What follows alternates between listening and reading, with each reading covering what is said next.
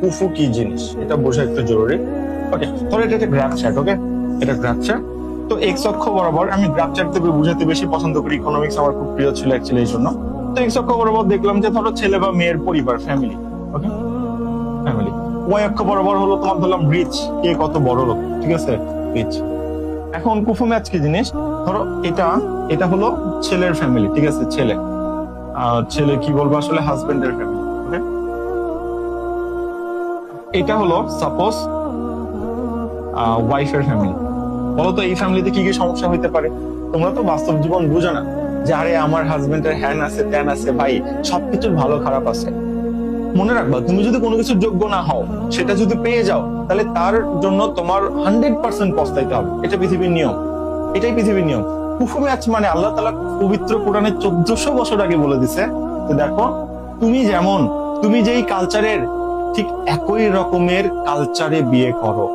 এই জন্য বারবার বলা হয়েছে মেয়েকে বুঝার জন্য মেয়ের ফ্যামিলিকে বুঝাও, অর্থাৎ মেয়ের ফ্যামিলি কোন জাতের, খুবই ইম্পর্টেন্ট এটা।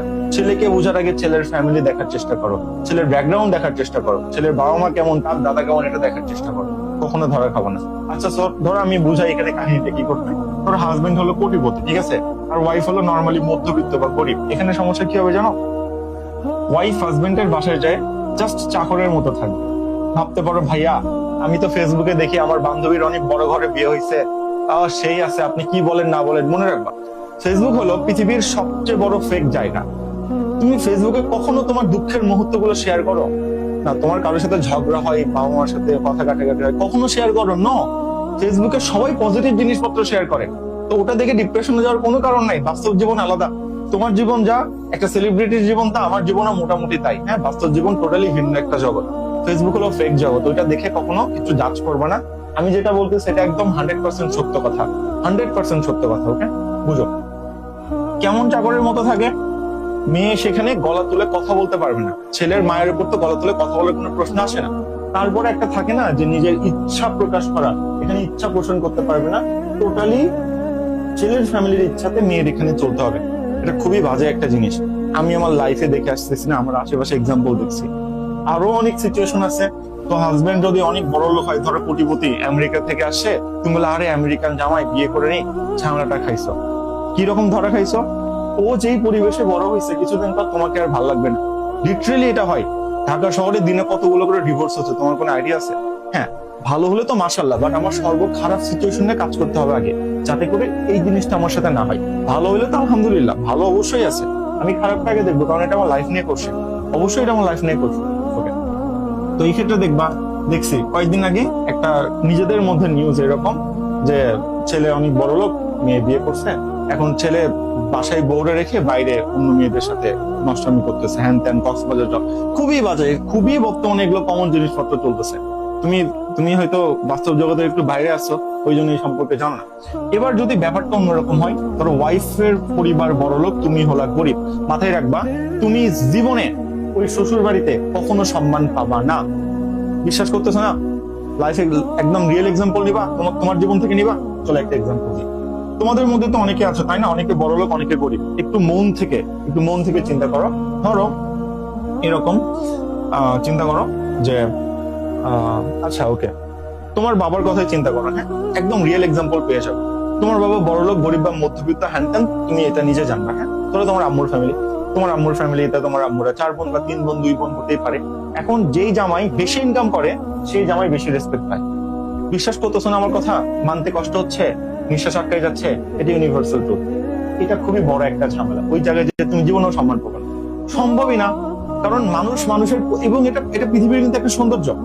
এটা পৃথিবীর সৌন্দর্যের জন্য আল্লাহ তাআলা বলছে কুফু ম্যাচ করে বিয়ে করো। হ্যাঁ, কেমন সৌন্দর্য যে মানুষের পজিশনকে ভালোবাসে, মানুষ কখনো মানুষকে ভালোবাসে না। ওকে, খেয়াল করে দেখবা, এখনই একজন ছেলে টাকা নাই, হ্যান নাই, ত্যান নাই, এখনই সে বিসিএস ক্যাডার হয়ে গেছে বা প্রশাসনে গেছে বা পররাষ্ট্র ক্যাডার হয়ে গেছে। ভাই, তুমি নিজে তার তোষামোদী করার জন্য প্রস্তুত।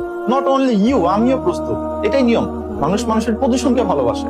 দেখো, আমি তোমার সাথে কেন হয়েছি, আমি তোমার থেকে পরবর্তীতে একটা ফিডব্যাক পাবো বলেই তো আমি তোমার জন্য কিছু করবো নাকি?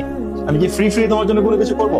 পৃথিবী এরকম না। হ্যাঁ, তুমি গরিব যারা আছে টাকা দিচ্ছ, পয়সা দিচ্ছ, দান করতেছো, জাকাত দিচ্ছ, মাশাআল্লাহ, খুবই ভালো। কিন্তু কর্পোরেট লাইফ একটু ভিন্ন। এখানে আমি তোমার সাথে মিশবো কারণ আমি তোমার থেকে কিছু পাবো। যদি আমি তোমার থেকে কোনো কিছু না পাই, আমি মিশবো না।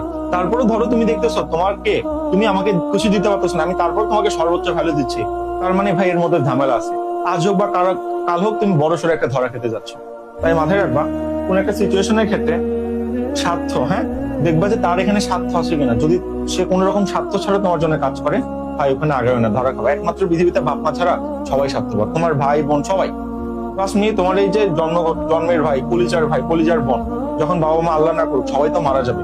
সম্পত্তি নিয়ে তোমার জীবনের সবচেয়ে বড় ঝামেলা বাজবে। ভাবতেছো না ভাই আমার ভাইয়ের সাথে জীবনও হবে না, তোমার ভাইয়ের সাথে জীবনও হবে না। তোমার আব্বু আম্মুর পরিবারের দিকে একটু তাকাও।